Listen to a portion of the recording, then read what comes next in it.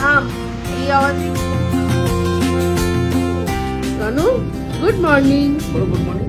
কিনে নিলে ভালোই হয়।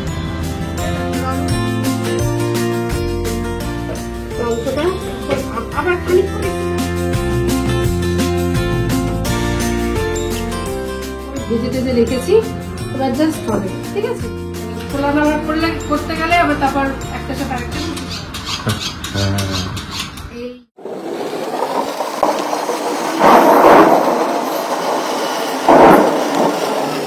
হাই, আমি ইপ্সিতা, সবাইকে আমাদের চ্যানেলে স্বাগত জানিয়ে শুরু করছি একটা নতুন ব্লগ।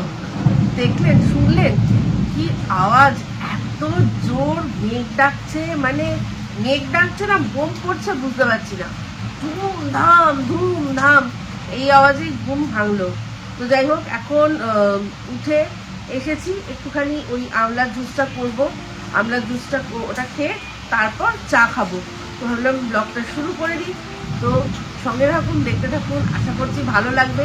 আজকের ওয়েদার পুরো মানে কি বলবো, একদিকে যেমন ভালোও লাগছে, আবার এত জোর মানে ধুমধাম ধুমধাম আওয়াজ হচ্ছে না, কি ভয়ও লাগছে। তো যাই হোক, এখন জুসটা করে নিই, করে তারপর পরে ফিরছি।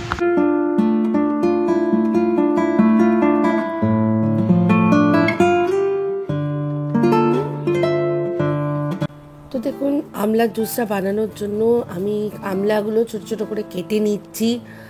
কেটে একেবারে এই জারটার মধ্যে দিয়ে দিলাম। তার সাথে দিলাম আদার টুকরো, এক টুকরো আদা, এক টুকরো দিলাম হলুদ, আর দিয়েছি এর মধ্যে কারি পাতা।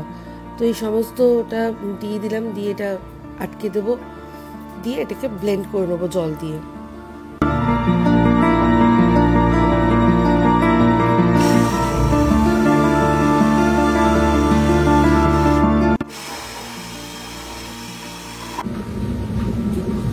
জুস একদম রেডি, এটাকে এবার ছেঁকে জাস্ট খেয়ে নিতে হবে। তো এই জুসটা পাল্প সমেত খেতে পারলে সবচেয়ে ভালো। যে কোনো জুসে আর কি, যেগুলো আর কি ডিটক্স করায় বা যে কোনো মানে হেলথের বেনিফিটের জন্য, এগুলো সব মোটামুটি যেসব আইটেমগুলো, এই আমলা ফামলা এগুলো তো আমরা এমনিই খাই না, আমলকি তো আমরা এমনি খাই। এটা যদি না ছেঁকে পাল্প সমেত খাওয়া যায় তাহলে খুব ভালো, এগুলো ফাইবারের কাজ করবে। কিন্তু মিস্টার দেব একদমই ওই খাবেই না এইসব যদি থাকে, মানে পাল্পগুলো যদি থাকে। তাই জন্য ওনাকে আমি এটাকে পুরোপুরি ছেঁকে তার মধ্যে একটুখানি বিট নুন দিয়ে তারপরেই দিয়েছিলাম। আর আমি কিন্তু পাল্প সমেতই খেয়েছিলাম। একটু মুখের মধ্যে আটকায়, বাঁধে, একটু কেমন কেমন লাগে, কিন্তু পাল্প সমেত খেতে পারলেই ভালো। এই যে দেখুন, এটা মিস্টার দেবের একদম রেডি, একদম শর্টের মতো করে দিয়েছি, একদম টকাশ করে যাতে খেয়ে নিতে পারে। জানি না, রনুবাবু উঠে গেছে। কি গো, কি আওয়াজ হচ্ছে? শিব ঠাকুর রেগে গেছে নাকি? শিব ঠাকুর রেগে গেছে, ঝগড়া হচ্ছে না, এবার যেতে হবে না তোমার, অনেক ঝামেলা হচ্ছে ওখানে, যেতে হবে না তোমার বাচ্চা কাচ্চা নিয়ে। ঝগড়া জোরদার ঝগড়া চলছে মনে হয়। সবাই তো তোমার প্রতি, তোমার মতো বইয়ের প্রতি উদাসীন নয় না, সবাই বইয়ের চিন্তা হয়, বুঝলে? আর আমার চিন্তা নয় না, চিন্তা কোথায়। সকাল সকাল দিয়ে দিয়েছে জুস, শর্টস, টাকিলা শর্টসে দেওয়া উচিত এগুলো। টাকিলা শর্টসে দেবে, আর এখানে হাতে একটু বিটনুন দেবে, টাক করে দেবে, টাক করে। যদিও বিটনুন আমি মিশিয়েই দিয়েছি। হ্যাঁ, দাঁড়াও, ছোট ছোট রকম শর্টসের গ্লাস কিনবো, ভালো না? ওষুধ দেবে, খাও। রনু, ভালো জিনিস খুব ভালো হয়। হ্যাঁ, এই রনু গুড মর্নিং। বলো গুড মর্নিং। Good morning. এখন ড্যাডি ফিঙ্গারের কাছে। টাটা। এই যে ব্রেকফাস্ট সার্ভ করে দিয়েছি, এটা মিস্টার দেবের। এটা হচ্ছে chicken Maggi, fried chicken Maggi. দেখতে তো হেভি লাগছে, আর ফ্রাই করেছি বাটার দিয়ে। ঠিক আছে, এই আমারও সেমই আছে। Good evening. আজকে এখন আবার আমরা ইভিনিং এ বেউ করতে বেরিয়েছি। এসছি সামনেই বাসজনিতে, একটা জিনিস দেখাই। সুন্দর ইয়েটা ফুটেছে, দেখুন, পদ্ম ফুল দেখেছিস ডন? পদ্ম ফুল, হ্যাঁ, লোটাস।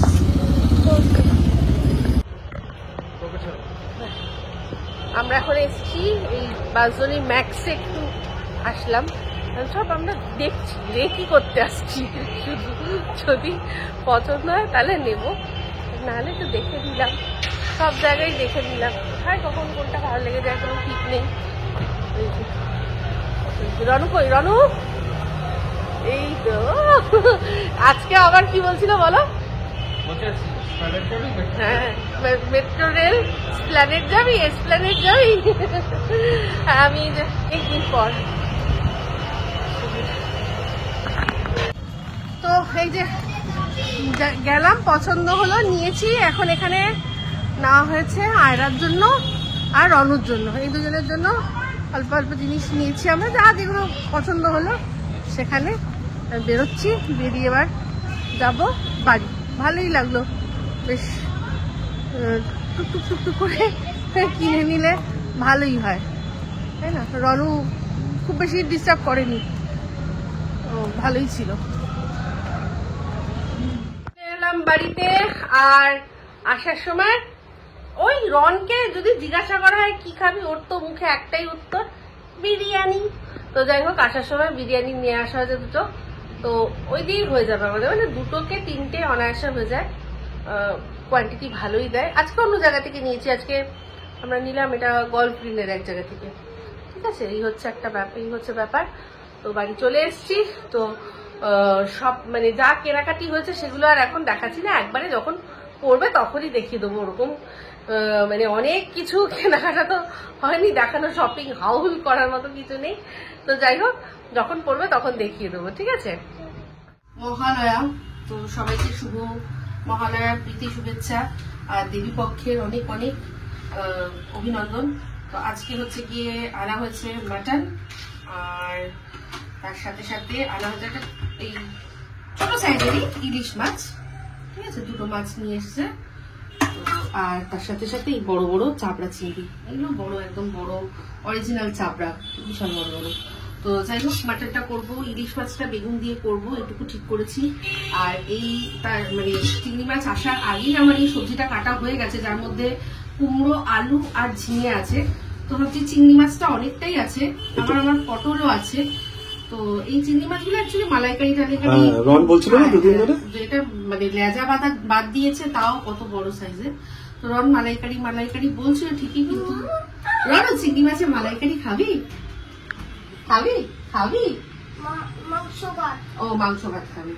যাই হোক, তাহলে ভাবছি এটা অনেকটাই চিংড়ি মাছ আছে, দুটো তরকারির মধ্যেই চিংড়ি মাছ, একটা এটা দিয়ে করবো, আর একটা ওই পটল আছে, পটল চিংড়ি করবো। তো করে রাখি, একেবারে রান্না করে রাখলে সুবিধাই হয়। যেমন আগের দিন করে রেখেছিলাম, তাই দুদিন মানে একদিন রান্না করেছি, দুদিন খেয়েছি। তো এই হচ্ছে ব্যাপার।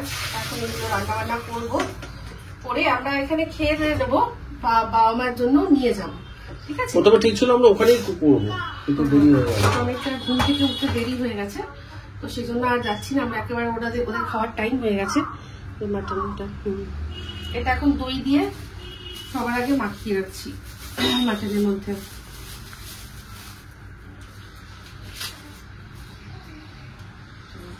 দইটা দিয়ে দেবো পুরো, আর একটুখানি সর্ষের তেল দিয়ে সবার আগে এটা মাখিয়ে সরিয়ে রেখে দেবো। রনু, সবার আগে মাটন হবে, মাটন, মাংস ভাত, খাই। আগে এটা শেষ করো, আগে এটাই শেষ করবো, চিন্তা করো না, আগে এটা শেষ করো, তাহলে ফোনটা নেবে। ও আচ্ছা আচ্ছা, ও আচ্ছা, ফোনটা নেবে মানে শুটিংটা শেষ করো, ঠিক আছে। তাহলে তেল দেবে না? হ্যাঁ, তেল দেবো, অল্প একটু সরষের তেল দিয়ে দিচ্ছি।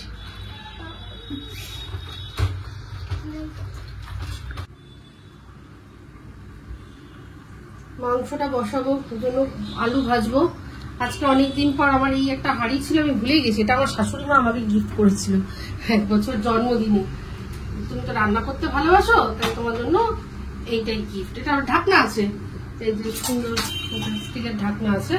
তো এটাতে আমি বিরিয়ানি করতাম আগে, এক সময় অনেক কিছু রান্না বান্না করতাম, তুলে রেখেছিলাম, মনে ছিল না। তো যাই হোক, সেই এখন আজকে এটা বার করলাম। আর এটা কিনা আনালাম, মিস্টার দেব নিয়ে আসলো কিনে, কারণ এটার সাথে আমি আগে ওই কাঠের গুলো ব্যবহার করতাম, কাঠের গুলোকে দফা করে দিয়েছি, একদম দফা হয়ে যাও। তো এটা বেশ সুন্দর নিয়েছে। এখানকার হাতলটা হচ্ছে গিয়ে কাঠের, আর এই জায়গাটা এটা হচ্ছে রান্নার জন্য, আর ফ্রাই এর জন্য আবার আলাদা আছে। হ্যাঁ, মানে তার মানে আমরা সাউথ ফ্রেঞ্চে যেগুলো ব্যবহার ফ্রাই করি এর জন্য, ফ্রাই এর জন্য ওটাও একটা নেবো যদি। তো এটা বেশ ভালো। আর এটা কি? আর এটা যে বসিয়ে দিয়েছি চিংড়ি মাছের দিয়ে ফার্স্ট তরকারি, আরেকটাও করবো তরকারি, সেটা চিংড়ি মাছ পটল দিয়ে করবো। এটাই যে প্রায় হয়ে এসছে। এটার মধ্যে চিংড়ি মাছটা আমি এবার মিশিয়ে দেবো। অনেক বড় বড় চিংড়ি আমি 2 ভাগ করে দিয়েছি, সেজন্য অনেক বড় বড় চিংড়ি মাছগুলো ছিল, 2 ভাগ করে দিয়েছি। এটা ফ্লেভারের জন্য খায়, যাতে সবার পাতে একটু একটু পরে। বড় সাইজের চাপড়া আমার ওই ছোট কুচো অনেকগুলো চেয়ে একটা দুটো বড় ভালো মাছ, যে মাছের মধ্যে মানে একদম শিরামিরা থাকবে না, আমার সেটা ভালো লাগে। এটাই ভালো, সুন্দর ছাড়িয়ে নাকি একদম শিরা থাকলেই আমার বিরক্ত লাগে দেখতে, কি বালি কিচকিচ করে। যাই হোক, তেলটা গরম হয়ে গেছে, এবার আলুটা দেখো জল আছে দিয়ে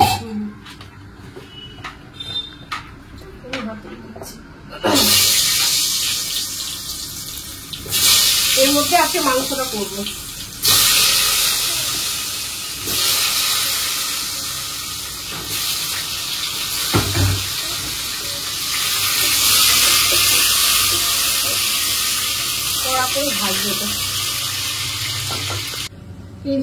চিংড়ি মাছ দিয়ে তরকারি, ঝিঙে কুমড়ো আলু দিয়ে একদম রেডি। একটু ঝোল ঝোল করেছি তরকারিটা। আর এই যে মাংস এখানে কষানো হচ্ছে হাঁড়ির মধ্যে, সব দিয়ে দিয়েছি এর মধ্যে, আদা রসুন সব দিয়ে দিয়েছি। ঠিক আছে, এটা ভালো করে কষানো হবে। নুনও দিয়ে দিয়েছি যাতে মাংস থেকে জলটাও বেরিয়ে যায়, জল গরমও বসিয়ে রেখেছি। মাংসটা বেশ কিছুক্ষণ ধরে চাপা দিয়ে রেখেছিলাম, আর মাঝে মাঝে নাড়িয়েছি। দেখুন, মনে হচ্ছে একদম কষানো হয়ে গেছে, তাই না? তেল তো যেটুকু দিয়েছি তেল বেরিয়েই এসছে। আরো খানিকক্ষণ কষিয়ে তারপর জল গরম করেছি, সেটা দিয়ে দেবো। ভালো মানে কষানো। এই একটু সময় বেশি থাকলে এই হাঁড়িতেই সিদ্ধ করে নেওয়া যায়। আমি মোটামুটি একটুখানি সিদ্ধ করে দরকার পড়ে প্রেসার কুকারে একটা সিটি দিয়ে দেবো। এই যে মাংসটা আবার খানিকক্ষণ একটু চাপা দিয়ে তারপরে জল গরম করেছি দিয়ে দেবো। এই যে কালো জিরে কাঁচা লঙ্কা ফোড়ন দিয়ে ইলিশ মাছ বেগুন দিয়ে করছি। এটার মধ্যে আমি মশলার মধ্যে দিয়েছি হলুদ অল্প, আর অল্প একটু একদম সামান্য নাকে বরাবর জিরে গুঁড়ো, আর তার সাথে কাশ্মীরি লঙ্কা একটু। এবার জাস্ট একটু তেলটা ছাড়লেই অল্প একটুখানি মানে পরিমাণ মতো জল দিয়ে দেবো। আর মাছটা আমি এপিট ওপিট করে নিয়েছি, ভাজিনি। ঠিক আছে, আগে আগে ভেজেছি বেগুনটা, তার সেই তেলের ওপরেই মাছটাকে সাজিয়ে দিয়েছি, যেন এই যাতে মাছটা এপিট ওপিট করে নিতে পারি, সব একসাথে ভালোভাবে রান্না করতে পারি। সেই জন্যই আবার এই ফ্রাইং প্যানটা বার করলাম, এটাতে রান্না করতে সুবিধা হচ্ছে। জল গরম করে নিয়েছি। এবার রণবাবু মাঝে মাঝে এসে বলছে যে রান্না হয়েছে কিনা, ও মাংস ভাত খাবে। মাংস ভাত দুটোই হয়ে গেছে, আর লাস্ট আমার বাকি আছে পটল চিংড়ি, সে আমি করতে করতে ওকে খাইয়ে দেবো, মিশতে দেবো। আচ্ছা, অসুবিধা নেই, হয়ে যাবে। রান্না কমপ্লিট, প্রায় ফাইনাল লুক নিয়ে আসছি। ইলিশ মাছটা বেগুন দিয়ে রেডি একদম। এই যে মাংস, এখান থেকে আবার রনুকে খেতে দেবো। আর লাস্ট যেটা হচ্ছে পটল চিংড়ি, এই যে পটল চিংড়ি সব ভালো করে ভেজে টেজে রেখেছি, এবার জাস্ট হবে। ঠিক আছে, তো এটা আমি সব রেডি করে দিচ্ছি। মিস্টার দেব একটু নাড়িয়ে টাড়িয়ে করে দেবে, আমি যাবো ছেলেকে খাওয়াতে। পটল চিংড়িটাও একদম রেডি হয়ে গেছে। লাইটটা এখানে কম আছে, তাই জন্য কালারটা অতটা ভালো দেখা যাচ্ছে না, কিন্তু কালারটা খুব সুন্দর এসছে, তাই না? একদম পুরো লাল। তো রান্না আমার একদম কমপ্লিট। এবার রণবাবুর খাওয়া হয়ে গেছে, এবার যাবো ফ্রেশ হবো, তারপর খেতে বসবো। রান্না বান্না সব কমপ্লিট করলাম, স্নান করতে যাব, কিন্তু তার আগে একটা ব্রেক নিলাম, একটু জল খেলাম।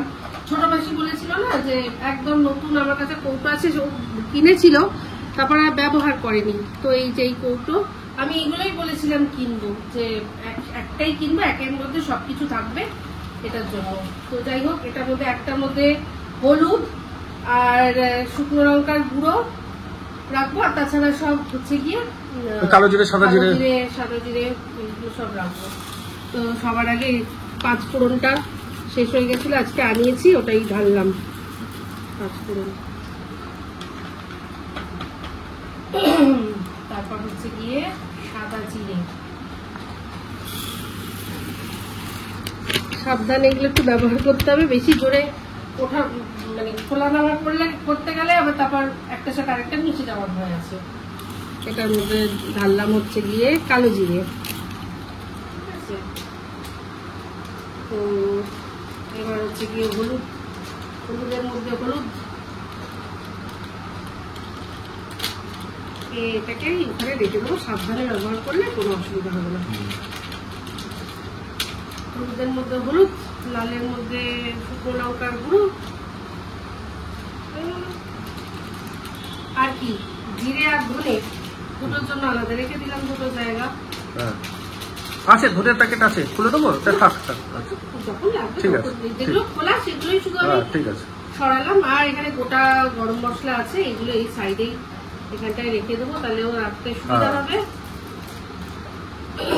ব্যাস হয়ে গেল মশলার জায়গা আমার কমপ্লিট। একটার মধ্যে, এটার মধ্যে জিরে, এটার মধ্যে ধনে রেখে দিলেই হয়ে যাবে। আর তো টুকটুক করে মানুষের কেনার তো আর শেষ নেই, কিনবো। আচ্ছা, আর দুটো আরো কৌটো দিয়েছিল, এগুলো একদম আনইউজ, নতুন নতুন একদম আনইউজ নতুন। তো ওর জন্য কিনেছিল, সেখান থেকে দুটো দিয়েছে আমাদের। আর হচ্ছে গিয়ে এটা এগুলোর মধ্যে ডাল টাল রাখলে বেশ ভালো না, ডাল। তারপর আমার ইচ্ছা আছে একটু ড্রাই ফ্রুটস, একটা ড্রাই ফ্রুটস পাউডার হয়, আমি মানে এমনি রেখে দেবো, গোটা করে রেখে দেবো, পরে যখন ব্যবহার করবো একটুখানি গ্রাইন্ড করে নিলেই তবে। আমাদের আচ্ছা, আমাদের মিক্সার গ্রাইন্ডারটা কিন্তু খুব ভালো। আজকে এবিসি জুস খেয়েছি, আমরা আমাকে আজকে এবিসি জুস খাইয়েছি। A for apple, B for beetroot, C for carrot, তিনটা একসাথে মিশিয়ে খাইয়েছি। তো যাই হোক, এবার যাবো স্নান করতে, পরে আসছি।